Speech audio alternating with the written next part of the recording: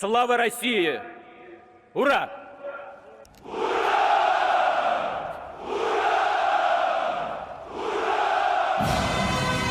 Ależ pięknie te nasze rosyjskie samoloty się prezentują na tle żołnierzy robiących pajacyki wokół zmarzniętej Moskwy. Witam bardzo serdecznie i zapraszam na kolejny odcinek, już pierwszy prawilny z naszego powrotu do Kaiser Hajsia i odkrywania nowego kontentu, nowej fabułki, nowej przygody Rosji pod naszego Borisa Sawinkowa. Zapraszam bardzo serdecznie, przypominam o komentarzach. Statystyczki YouTube'owe, ważna rzecz. A jak przystało na porządną rosyjską demokrację, na początku rozgonimy strajkujących i poaresztujemy troszeczkę agitatorów, mianowicie pogrzeb zmarłego niedawno premiera zamienił się w antyrządowe protesty, także rozgonimy protestujących. Przy okazji zbijemy troszeczkę popularność tej opozycyjnej, socjal-liberalnej, demokratycznej opozycji. Jak w poprzednim odcinku wspominałem, że szkoda, że już nie ma tych kozackich klik na południu Rosji. Tak, fabułka kozacka gdzieś tu nam się przewija i jest ściśle powiązana z trzymaniem porządku i zaprowadzaniem władzy dyktatorskiej naszego Sawinkowa. Mianowicie strajki, zamieszki w centralnej Rosji dało się stłumić, natomiast na południu, właśnie na tych stepowych, południowych krańcach Rosji, a zamieszki trwają i możemy poprosić kozaków, możemy wykorzystać kozaków, aby zaprowadzili porządek de facto na własnych terenach, albo możemy zażądać, żeby kozacy przestali prowokować te zamieszki poniekąd. I to ma akurat duży wpływ, bo w zależności od tego, którą opcję wybierzemy, wkurzymy albo bardziej wojskowych, w tym przypadku kozaków, albo rozścieczymy ludność, jeżeli pozwolimy kozakom, damy wolną rękę na stłumienie zamieszek.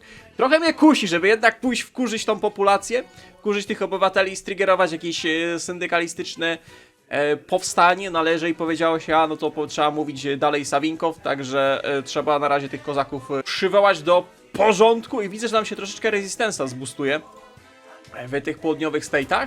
Tak, w tych południowych state'ach. Czy możemy tam wysłać na przykład agentów, żeby się tym zajęli? Żeby zbijali resistance, czy my nie możemy? Możemy. O, proszę bardzo. No i wyślemy jednego agenta, żeby zajął się zamieszkami na Zakaukaziu, Przedkaukaziu, rosyjskiej strony Kaukazia. No i po co nam ten niemiecki kapitał? Po co nam ten niemiecki kapitał? Nam kryzysy bardziej boostują. Zamiast zbijać kryzys, to mamy eventy, które jeszcze bardziej boostują ten kryzys przez niemiecki kapitał. No, szkandal! Szkandal! Zalew eventów. Kocham Kaiser Reich. Kocham Kaiser Reich, a Kaiser Reduxa jeszcze bardziej. No proszę bardzo, skończyliśmy robić pierwszy cel naszego mini drzewka wychodzenia z kryzysu niemieckiego. Niemieckiego kryzysu. Będziemy to podkreślać w Rosji jako populistyczna, narodowa rosyjska partia. Będziemy podkreślać, że to jest kryzys niemiecki, który niszczy naszą prawilną rosyjską gospodarkę. I tym działaniem naszego wspaniałego prezydenta Borisa Sawinkowa rozpoczniemy budowę autostrady od Piotrogrodu aż po Carycyn. Zaczniemy, myślę, że na północy. A możemy wszystkie naraz klikać. No to dawaj potem jeszcze o okolicach Moskwy, żeby zbijać debuffy do przemysłu.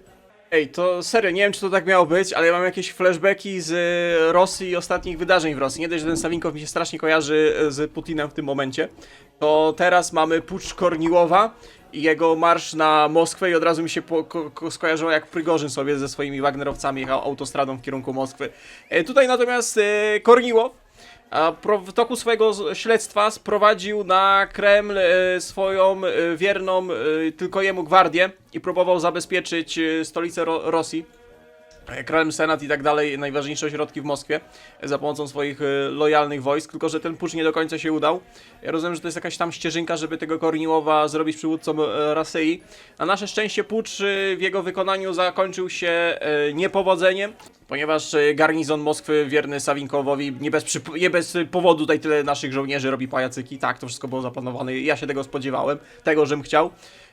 Spacyfikował te oddziały i możemy albo skazać na śmierć tych zdrajców, rebeliantów, albo możemy pozwolić im na uczciwy proces w Rosji i emeryturę. No, jedyną karą za zdradę jest śmierć, a w tym wypadku nie wiem, czy jak tego nie wybierzemy, czy to nie jest jakaś opcja, żeby tam Korniłowa gdzieś tam popchnąć dalej, także możemy się go pozbyć raz i na zawsze. Spoko, generałów u nas pod dostatkiem, a ludzi jeszcze więcej, którzy mogą awansować.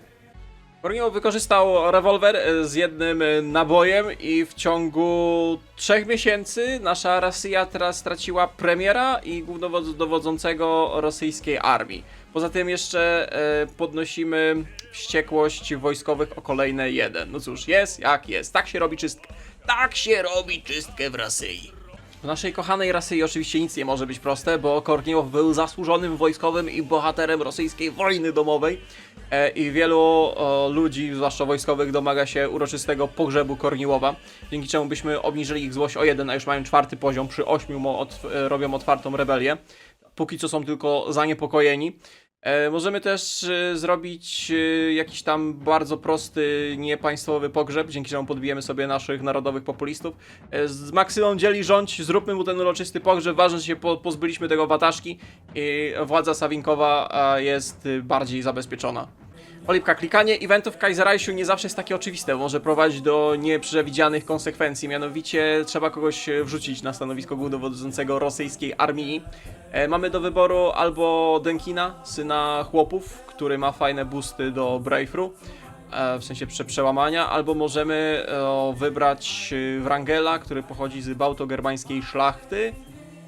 A weźmiemy Denkina, wydaje się porządniejszy, nie wiem czy to będzie miało jakieś większe konsekwencje, także Denkin jest nowym dowódcą rosyjskiej armii. Im więcej Rosji w Rosji, tym więcej problemów. Może nie czeka nas kolektywizacja, ale trzeba będzie przeprowadzić reformę rolną i ona będzie tutaj miała jakiś ważny wpływ.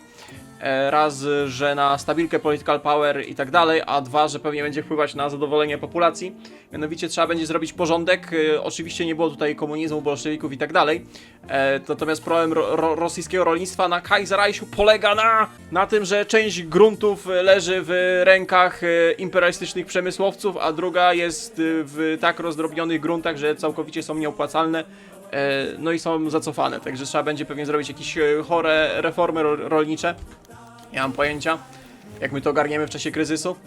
Przez niemiecki kryzys w niemieckich bankach, gdzie operujących na terenie Rosji pojawia się problem braku gotówki, dosłownie w bankach zaczyna brakować gotówki i możemy to wykorzystać, aby troszeczkę podbudować prestiż naszej narodowo-populistycznej partii i wykorzystać rezerwy państwowe do zabezpieczenia oszczędności obywateli, dzięki czemu podbijemy sobie narodowy populizm. Tutaj moglibyśmy znowu bardziej wkurzyć populację. No pewnie to są opcje, żeby tych syndykalistów gdzieś tam w Rosji striggerować. Natomiast Sawinkow jako dobry rosyjski ojciec narodu będzie dbał o swoich obywateli, prawda?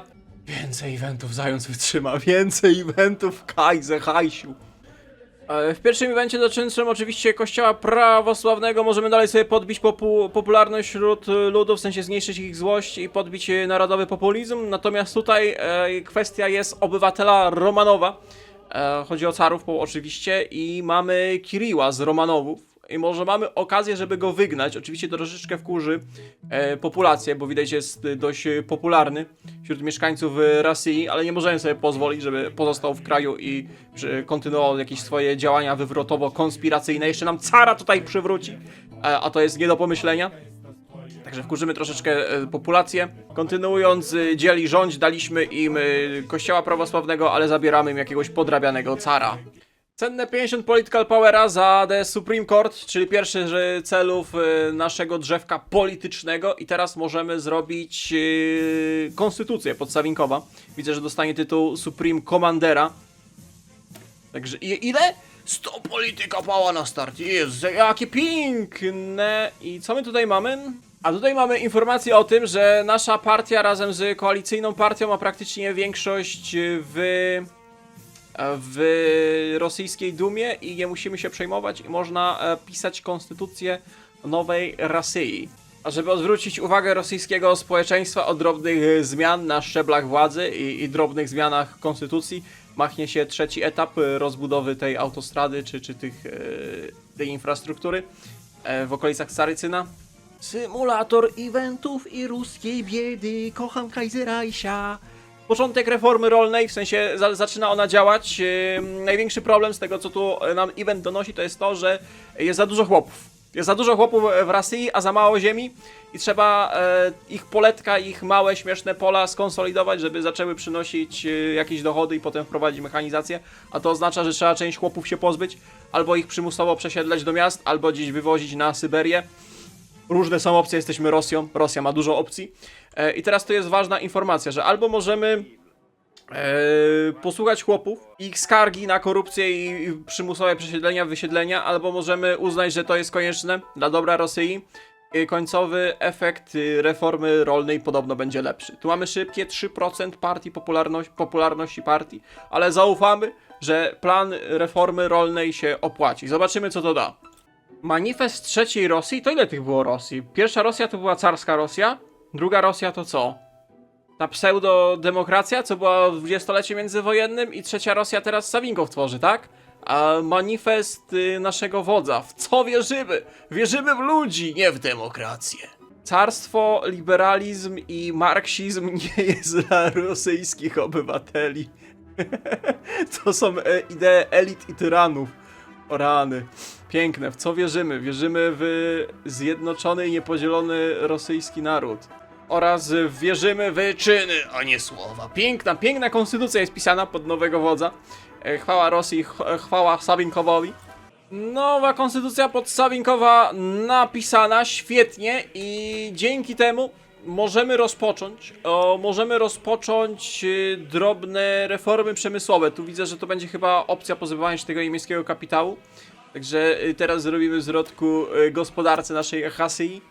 To fajny doradca na Rosji. Można sobie zatrudnić typa, który daje non-con manpower plus 30% z nieskorowanych prowincji manpowerowych. No szkoda, że to jest Kaiserreich. Kaiserreich jest ograniczony, jeżeli chodzi o podbijanie. No ale mimo wszystko, plus 30%. Możemy Polaka do rządu Sawinkowa wrzucić. Niejakiego Karola Wędziagolskiego. Rosyjsko-polska dywizja zostanie powołana, kiedy wojna się wybuchnie. The cost of going to the people and influence of Poland reduced permanently. Co ty gadasz? Jaki future ja znalazłem? Jaka mechaniczka? Wy wiedzieliście o tym? Pa, co tu jest? Ja tak sobie patrzę, co tu można wrzucić.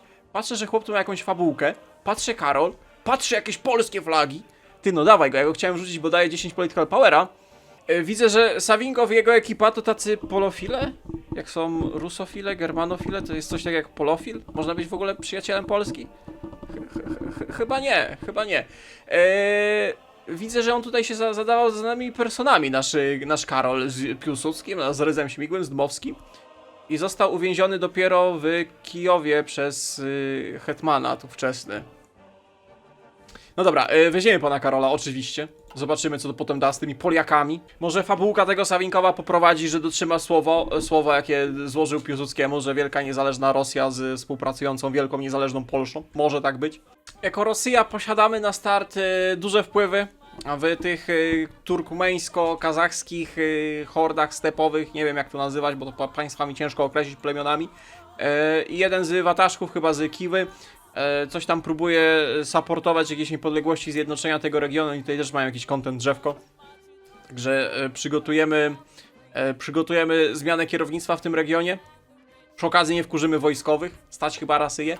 Jeżeli chodzi o natomiast walkę z niemieckim kryzysem, będziemy podkreślać, że to kryzys niemiecki spowodowany przez Niemców i służący pewnie tylko niemieckim interesom. No to jest jak jest. Skończyliśmy już te inwestycje? Nie. Każda z tych inwestycji zbije consumer goods o 10%. I factory output o 15%, więc to całkiem sporo podbije, bo obecnie factory output to tylko minus 85%. I 20 fabryk robi 12 karabinów. No, nie za wiele bym powiedział, nie za wiele. Ej, ja jestem w szoku, że my na tak długo porzuciliśmy Kaiserreicha i się jakimiś pierdołami zajmowaliśmy. Jak są tutaj te koncerny odnośnie badań technologii, możemy wybrać sobie jakieś tam pierdoły, klasyczne 5 soft ataku, albo możemy wybrać kolejny feature chyba Kaiserreichowy, że możemy wybrać jakieś tam eksperymentalne granaty przeciwczołgowe i to nam da możliwość przyznania medali, tych medali, co się przyznaje dywizjom, tak? czterem dywizjom, które podbiją ich tylko dla tych 4 dywizji 10 soft ataku. Cholipka, i to nie byłoby głupie, gdyby to nie były randomowe dywizje. Jakbyśmy mogli sobie wybrać na przykład 4 takie elitarne, do których będziemy, wiecie, spoceństwo fokusować, że to będą dywizje, które mają się przebijać czy coś robić. To byłoby spoko, jak to są randomowe. Albo daj, zobaczymy. Zobaczymy, co to jest. Future Kaiserreichowy, dawaj. Zamiast ogólnie 5% do softa damy 10 dla tych kilku dywizji jako medale. Przed chwilą wydałem 100 Political Powera, aby zbić złość ludu aż o 2 punkty. A teraz w wyniku reform rolnych pojawiają się pierwsze strajki chłopskie. Także znowu nam podbija jeden. To jest niekończąca się walka o utrzymanie pokoju w Rosji i tego Sawinkowa u władzy. Chyba Sawinkow to jest jedna z trudniejszych i mniej efektywnych opcji dla tej Rosji. Zakładam, że szybki jakiś burdel i przejście nawet przez wojnę domową będzie bardziej efektywne niż zadłużanie i rozwalanie sobie ekonomii i polityki tylko po to, żeby utrzymać tego Borisa u władzy. Tworzymy WES-a. WES będzie Prim Economic Council, Werkonomii Ekonomiczkeski sowieckie, tak? I ta instytucja ma nas wyciągnąć z imperialistycznych szponów niemieckiego kapitału. Przede wszystkim to jest ważne, bo tutaj będziemy boostować ten Balance of Power. Balance of Power interesuje nas w tych ideokratów. Zrobimy silną, szczęśliwą, uśmiechniętą Rosyję. Poważnie. Zrobimy silną, uśmiechniętą, szczęśliwą Rosyję w rządach jednego Borisa. Coś jak Putin. No nie mówcie, że nie. No oczywiście, że tak. Rozpocznij program, czy może na razie czystka w partii? A może czystka w partii. Pozbędziemy się... Potrzebna zemsta. Pozbędziemy się troszeczkę wpływów partii liberalnych. Cholipka, kiedyś chyba na Kaiserreduksie Mongolią zrobiliśmy spaczone rzeczy tym baronem Romanem von Ungernem. I to było naprawdę spaczone. Jak ktoś nie widział, to polecam. Jakaś stara seria z Kaiserreichu jako ta Mongolia. Natomiast widzę, że w Mongolii baron został obalony przez jakichś lokalnych wataszków i możemy przyjąć go i jego generałów do Rosji. Oni pewnie mieli jakieś fajne boosty do kawalerii czy do czegoś. Za kosztem 30 political powera, także ich przyjmujemy. Natomiast nowa konstytucja i większość w Senacie rosyjskim spowodowało, po pierwsze dostajemy 50 political powera, co jest miłe, i dała specjalne uprawnienia naszej władzy, mianowicie poprzedni prezydent został uwięziony, poprzedni jakiś tam premier został rozstrzelany, poprzedni inny premier z tego tam było 5 kadencji, tak, czy 4 w tej Rosji został uwięziony za jakieś przestępstwa. Nie no, fajnie pisać konstytucję pod siebie, bardzo fajna sprawa. A to z tymi medalami, tozami, co ja wam mówiłem, to jest w ogóle decyzja i to będzie można co, przepalać co jakiś czas, tak? Ale fajna sprawa, podoba mnie się. Jeszcze bardziej mi się podobają czystki w partiach opozycyjnych. Bardzo dobra sprawa. Dokończamy to, co nie zostało dokończone podczas rosyjskiej wojny domowej. Krok po kroku. Bardzo ładnie. Śmieszki śmieszkami, czystki czystkami, ale ekonomia sama się nie naprawi. Kolejny cel narodowy po kliknięciu od razu dał nam event. Piękny Kaiserreich. Bo czymś trzeba finansować naprawę ruskiej ekonomii. Możemy przeznaczyć na to budżet wojskowy. Poza jakimiś debuffami do armii, które na razie nie mają znaczenia, wkurzymy wojskowych o 1. Wojskowi na razie są wkurzeni na 3. Możemy przeznaczyć z socjalu i zmusić ludzi do zaciskania pasa, albo możemy zwiększyć niemiecki kapitał. Oczywiście tego nie chcemy, także chyba na razie weźmiemy wojskowych. Co prawda podskoczą aż na 4, ale na razie to jest pod kontrolą, prawda? Reforma rolna idzie tak dobrze, że musimy importować jedzenie do Rosji. Reforma rolna zaczyna się sprawdzać, ale możemy negocjować lepsze warunki importu rumuńskiego żarcia do Rosji. Polskie dywizje, chłop da nam możliwość do rekrutacji. Ja wcześniej nie zobaczyłem, a faktycznie to już było, ale nie weźmiemy go, bo on boostuje nam Balance of Power w złą stronę. Patrzę jeszcze, ten by boostował w prawo, nie jest zły. Stabilka, Research Speed, fajny. Ale patrzę, czy ma jeszcze jakichś Polaków. Zatrudnimy niejakiego Piotra do naszego rządu, który będzie boostował Balance of Power plus 20, nie? To on będzie leciał plus 20, to będzie leciał w prawo. Go zatrudnimy, chodź, przy okazji dajesz te Research Speed i stabilkę. O, już od razu, no i to mi się podoba. I mamy Political, a właśnie, co to daje w ogóle? Na maksymalnym poziomie mamy 15 Political Powera, populacja, stabilka, faktory, fajne. Ta populacja w przypadku Rosji nie ma większego znaczenia. A tutaj mielibyśmy Research Speed tak naprawdę i Construction Speed i 10 stabilki. To chyba lepsze. Aha, i Rumuni odrzucili naszą kontrofertę handlu. Trudno, rosyjscy chłopi sobie poradzą bez jedzenia. Prawda? Czystki w partiach, czystki w armii, nowa konstytucja, reforma rolna, pozbywanie się niemieckiego kapitału, walka z niemieckim kryzysem, a teraz reforma przemysłu. A my nie możemy jednego CPK postawić. Piękny jest pan Sawinkow. Pan Sawinkow powinien w Polsce się znaleźć. Rozpoczęliśmy reformę, w sensie rozbudowę naszego przemysłu. Tu widzę, że jest jakaś kolejna mechanika. Zwiększy maksymalną pojemność pracowników o 5000? Co? O, tu jest znowu coś się odpaliło. Porąbany jest Kaiserreich. Kocham Kaiserreicha. O, będziemy ludźmi płacić za budowę. Ciekawe, co się z tymi ludźmi stanie. Okej, czyli my tutaj budujemy, o, Kalinka, dobrze, że siadła Kalinka. Będziemy rozbudowywać Rosję po prostu za jakiś wewnętrzny robotniczy manpower. Zaczniemy może od przekopu kanału Moskwa-Wołga. Brzmi ambitnie, brzmi dobrze. I możemy przymusowe prace wprowadzać, tak? Brzmi też fajnie, zwłaszcza, że nam boostuje balance of power. Troszeczkę wkurzy populację, ale jest jak jest. Natomiast my będziemy kontynuować na razie chyba czystki w partiach, żeby to gdzieś tam równoważyć ekonomię i przemysł. Znaczy ekonomię i politykę, żeby nam tego Sawinkowa nie usunęli. Nowy szef sztabu naszej armii, głównodowodzący niejaki Anton Denkin, którego chyba na początku odcinka jeszcze mianowaliśmy, domaga się, abyśmy zaczęli robić drzewko wojskowe. Tak, chłop się domaga, żebyśmy zaczęli robić drzewko wojskowe. Do końca następnego roku będziemy musieli coś zrobić, albo będą niezadowoleni, albo możemy od razu powiedzieć, że nie. No dobra, no skoro chcą, pół biedy, że jeszcze chcą robić drzewko wojskowe. Gorzej jakby na przykład Kołczak przyszedł i powiedział: rób drzewko morskie, albo ci wojskowych wkurzymy. Także armia jest dumą oczywiście Rosji. Haku do you hear me? Co to jest? Tylko ja bym chciał wiedzieć, jaki cel narodowy musimy zrobić. Army demands. Okej, co my musimy zrobić? A dobra, Denkin to swój chłop. On chce, żebyśmy zrobili jeden z tych trzech celi. Jeden z tych trzech celi, czyli bardzo szybciutko, to 21 dni, potem 35, więc mało czasu zmarnujemy na armię. Także widzę, że pan Denkin to ogarnięty grajec chojcowy i wie, że na razie nie ma sensu tego klikać.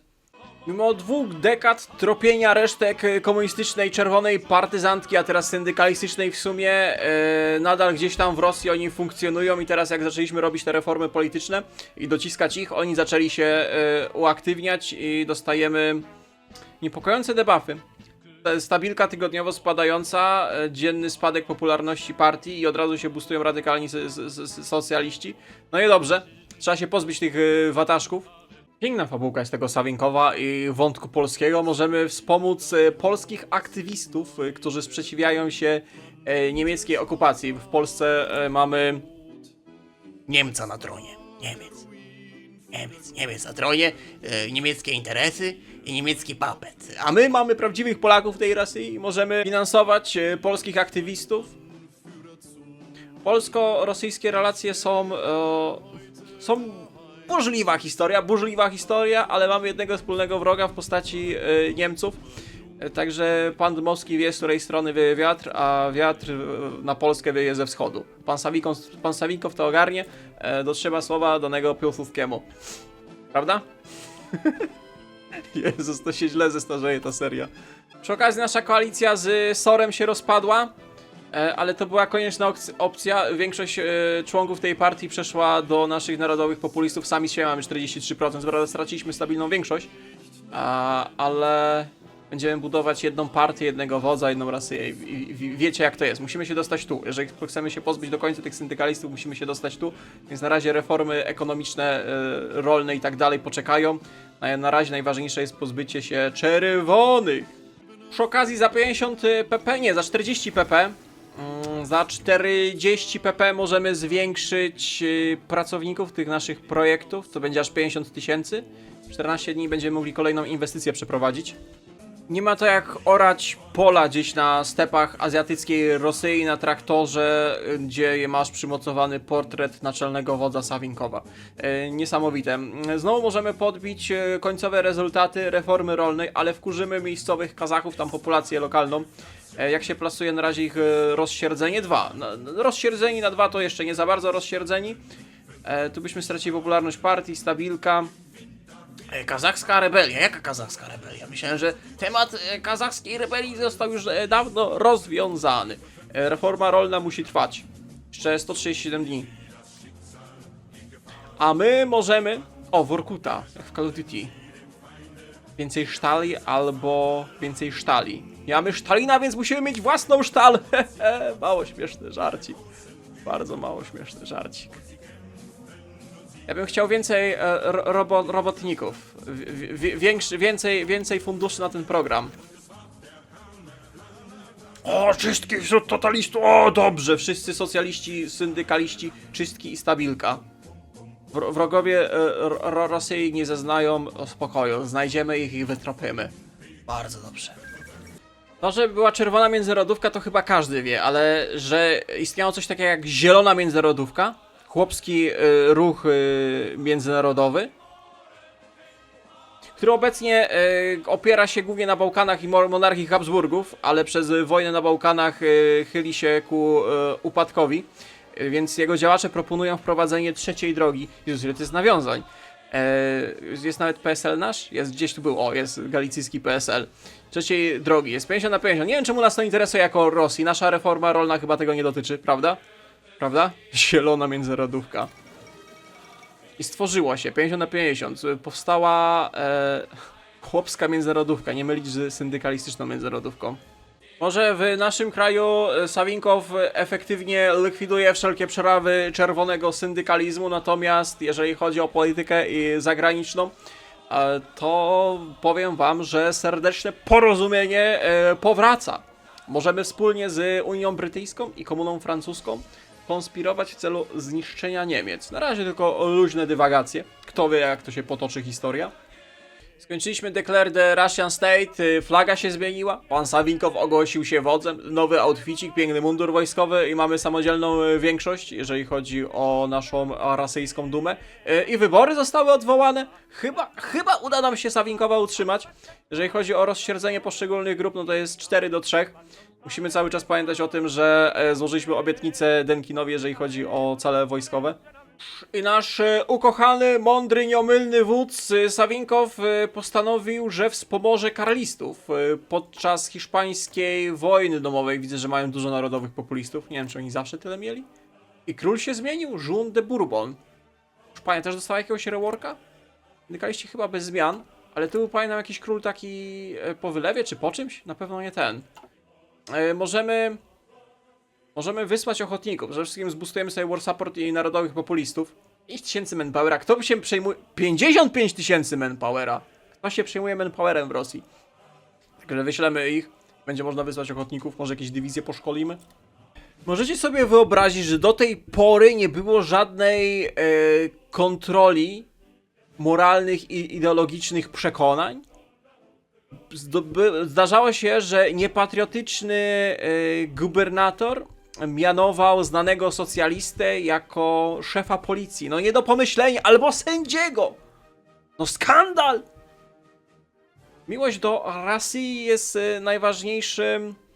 najważniejszym czynnikiem kwalifikacyjnym. Jeszcze jak? Ekspansja dzikich batalionów. Zamieszki na północnym Kaukazie. My na tym północnym Kaukazie nawet nie wszędzie mamy kory. Jak widzicie, tutaj mamy te posłuszeństwo, więc na tych regionach nie mamy korów. I robimy tak, albo rozsierdzamy militarnych. Militarni są rozsierdzeni na 4. Trochę niebezpiecznie się robi, ale możemy rozsierdzić chłopów. Te dzikie bataliony to są jacyś kozacy i lokalni ci wataszkowie z północnego Kaukazu, ta Czeczeni i inne dzikie rzeczy. Wyślijmy tam normalną rosyjską armię, żeby nic dziwnego się nie wydarzyło. Rozsierdzimy w ten sposób po prostu lokalną populację, a nie wojskowych. Także mamy 4-4, jeżeli chodzi o rozsierdzenie. Vanguard of the Knights of Terror i nasz Boris dostał rycerza terroru. Political Power plus 5 i mniejsza kara do stabilki za wojnę. Piękna sprawa. A tu robimy w końcu cel, który się pozbędziemy, za pomocą którego pozbędziemy się tej partyzantki syndykalistycznej.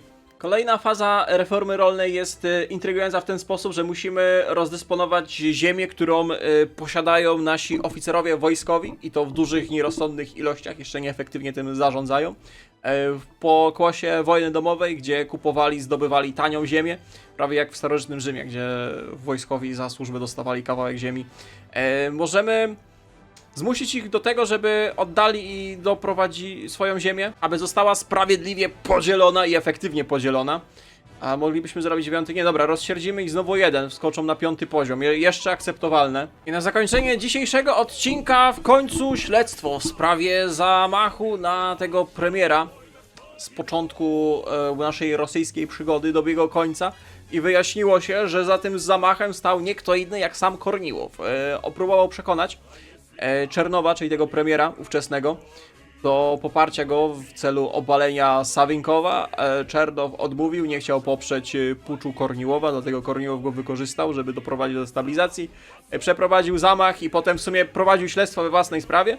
Korniłow, how could you? How dare you? Można by było rzec, ale ja rzeknę dziękuję bardzo serdecznie za uwagę, dziękuję wszystkim, którzy oglądali do końca. Przypominam o komentarzach do statystyk YouTube'owych, no i do następnego. Cześć, cześć!